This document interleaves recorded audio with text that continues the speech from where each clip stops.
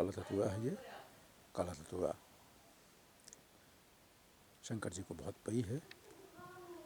काला धतूरा यदि आप शंकर जी को, भगवान शंकर को चढ़ाते हैं तो ये बहुत जल्दी प्रसन्न होते हैं। देखिए काला धतूरा ये डबल फूल है, देख रहे हैं आप ये, और थोड़ा जहरीला होता है ये, तंत्र विद्याओं में भी काम आता है।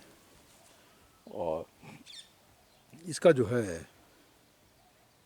ये देखिए, और ये औषधि भी है, जानवरों में भी काम आती है और भी तमाम जगह से का उपयोग है। काला धतूरा बहुत ही उपयोगी पेड़ है। अपने आप गमले में या अपने बगीचे में इसको स्थान दें।